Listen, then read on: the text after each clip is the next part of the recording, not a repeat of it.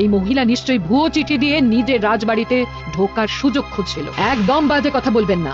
আপনি কে সত্যি করে বলুন। সমস্যা সমস্যা, ঘোর সমস্যা। আসল, বিশ্বাস করুন, আমি তো এই মাত্র এলাম। না, আপনি নকল, আমি আসল। কিভাবে কোন একটা দাও মারবো না যে কৃষ্ণচন্দ্র কেঁদে কুল পাবে না। কিন্তু সেটা একমাত্র সফল হবে যদি কৃষ্ণনগরের মন্ত্রী আমাদের পাশে থাকে। আরে ও তো মোহর ছাড়া আর কিছুই চেনে না। ওকে খবর দিয়েছি এক্ষুনি এলো বলে। রাজামশাই, কৃষ্ণনগরের মন্ত্রী এসেছেন। ওকে ভেতরে পাঠিয়ে দাও। প্রণাম খাম্বাজ রাজ। এ কি রানীমা, আপনি? আমি তোমাদের কৃষ্ণনগরের রানী মানুই। আমার নাম ললনা। আমি হরেক রকমের গলায় কথা বলতে পারি। এটা আমার আসল গলা। ওরে বাবা রে বাবা রে বাবা, আপনি তো প্রতিভার জলজ্যান্ত রূপ। একে আপনি কোথা থেকে পেলেন খাম্বাজ রাজ? বেশ কিছুদিন আগে একটা যাত্রা দেখতে গিয়ে ললনার সাথে পরিচয় হয়। ওর ব্যাপারে সবকিছু জানার পরে আমার মাথায় একটা বুদ্ধি খেলে যায়। তাই আপনি আমাকে ডেকে পাঠিয়েছেন, তাই তো? একদম তাই। আমার একটা পরিকল্পনা আছে। ছলে বলে কৌশলে ওই কৃষ্ণনগরের আসল রানীকে কিছুদিনের জন্য বাইরে পাঠাতে হবে। আর সেই সুযোগে সেসব দায়িত্ব আমার ওপরে ছেড়ে দিন। আমি নিজের দায়িত্ব নিয়ে ললনাকে কৃষ্ণনগরের রানীর সমস্ত আদব কায়দা শিখিয়ে দিয়েছি। এখন শুধু আমি বাকি ব্যাপার নিয়ন্ত্রণ করব। এখন মহারাজ বাৎসরিক হিসেব নিয়ে ব্যস্ত, তাই রানীমা চলে যাবেন আর তার বদলে ঢুকবে ললনা দেবী। তাহলে আর দেরি কেন? আজ রাতেই বেরিয়ে পড়ো। আর যদি আমার পরিকল্পনা অনুযায়ী এগোতে পারো তাহলে কিছুদিন পরে তুমি হয়ে উঠবে কৃষ্ণনগরের রাজা। আমার কত দিনের আশা। চলুন তাহলে। হ্যাঁ চলুন। রাজবাড়ির বাকি ব্যাপার যেতে যেতে বুঝিয়ে দেব। রানীমা কিভাবে কথা বলেন, কাকে কি বলে ডাকেন, রাজবাড়ির কোথায় কি আছে সব।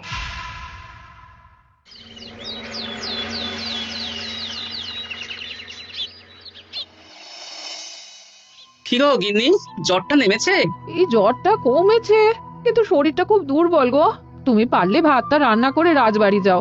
আমি বেলার দিকে এই কিছু একটা তরকারি করব। না না গিন্নি, তোমাকে এই শরীরে রান্না করতে হবে না। আমি তরকারির সবজি কুটে রাখছি। হ্যাঁ, ওই পুটির মাকে বলে রাখবো, ও এসে রান্না করে দেবে। তাহলে তো ভালোই হয়। জ্বরে একেবারে শরীরটা দুর্বল করে দিয়েছে গো। হ্যাঁ, তুমি বিশ্রাম নাও গিন্নি, আমি রান্নাঘরে যাই। দেখি গোপাল আজকে এখনো এলো না। ও কোনোদিন সময় এসেছে মহারাজ? ওকে তাড়িয়ে আপনি একটা কাককে রাজসভায় রাখলেও সে সময়ে আসবে। না, আসলে গোপালের গিন্নির খুব জ্বর, আমি দেখে এসেছি। তাই হয়তো ওর গিন্নির সেবা শুশ্রূষা করতে গিয়ে গোপালের দেরি হচ্ছে। তোমাকে আর গোপালের হয়ে কাসুন্দি গাইতে হবে না। এই তোমরা থামো তো। একটু দেরি হয়ে গেল মহারাজ।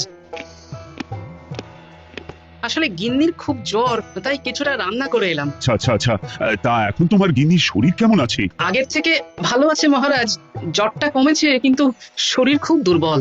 বেশ বেশ, একটু যত্নবাত্তি করো। যাই হোক, আজকে সারা বছরের খরচের হিসেব আর আগামী অর্থনৈতিক বছরের প্রকল্প নিয়ে আলোচনা হবে। আলোচনা শুরু করা হোক।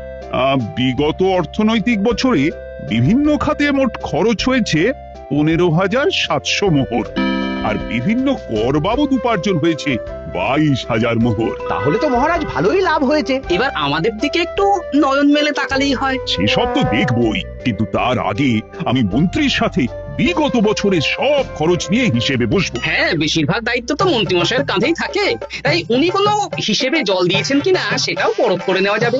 এত কাজের চাপ যাচ্ছে কদিন, শান্তিতে ঘুমোতেও পারছি না। মন্ত্রী, তুমি আজ বিকেলে রাজবাড়িতে চলে এসো। বিগত অর্থনৈতিক বছরের হিসেবগুলো একবার দুজনে বসে মিলিয়ে নেব। আচ্ছা মহারাজ, যা করার তাড়াতাড়ি করে নিতে হবে। এখন দেরি করলেই এই বছরের প্রকল্পগুলো শুরু করতে দেরি হয়ে যাবে। মহারাজের জয় হোক। বলো প্রহরী, তুমি কি কিছু বলবে? মহারাজ, একজন কালো চাদর মুড়ি দেওয়ার লোক এলেন আর আমার হাতে এই চিঠিটা ধরিয়ে দিয়ে চলে গেলেন।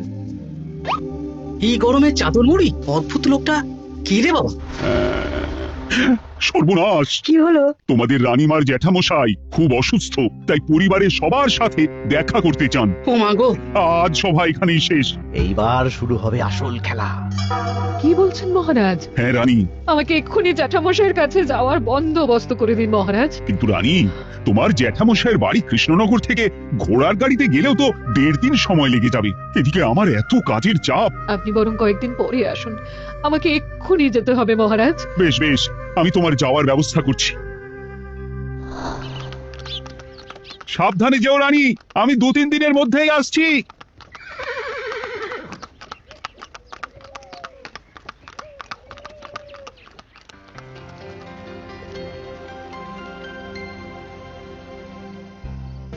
মন্ত্রী, বিগত অর্থনৈতিক বছরে আমাদের পাঠশালার উন্নতির জন্য কত খরচ করা হয়েছিল একটু দেখো তো। সব মিলিয়ে মোট 150 মোহর মহারাজ। কিন্তু আমার এখানে তো 170 মোহর দেখাচ্ছে। 170 মোহর? তা কি করে হয়? একই রানীমা, আপনি ঘোড়ার গাড়ি করে গেলেন আর হেঁটে চলে এলেন? সে আমার ব্যক্তিগত ব্যাপার, তুমি তোমার কাজ করো।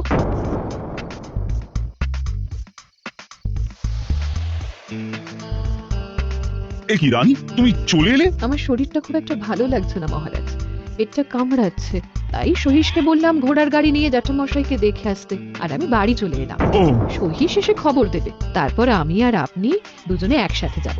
বেশ বেশ, ঠিক আছে রানী, তুমি বিশ্রাম নাও। বিশ্রাম না, আমি একটু স্নান ঘরে যাব, পেটটা কেমন মোচড় দিচ্ছে। মহারাজ কিছুই বুঝতে পারেনি, মজা জমবে।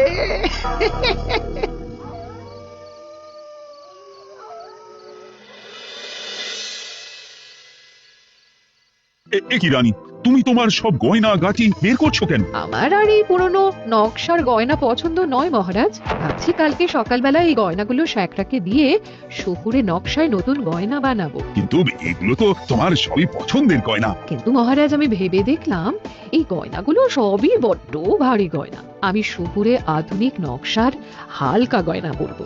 এমনিতে জ্যাঠামশাইয়ের শরীরটা ভালো নেই, মনটাও ভালো নেই, ও পেটটা কেমন মোচড় দিচ্ছে, আমি আরেকবার স্নান ঘরে যাব।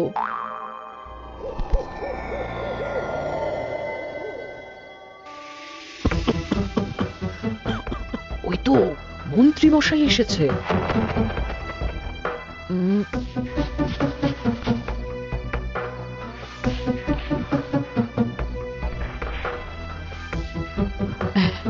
এই রাজ্যে গোপাল আমার শত্রু, কালকে থেকে গোপালকে খাটাবে।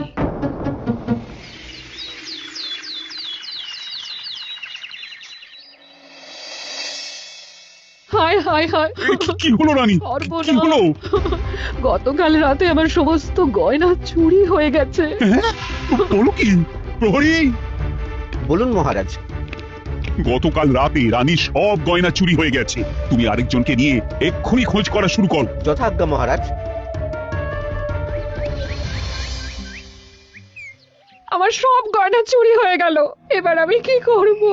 রানী তুমি কেঁদো না, সেই সকাল থেকে কেঁদেই চলেছো। আমি তো প্রহরীকে খোঁজ করতে পাঠিয়েছি। এই সব প্রহরী কর্মচারী কাউকে বিশ্বাস হয় না আমার, আজ থেকে সবাইকে ছুটি দিয়ে দেব।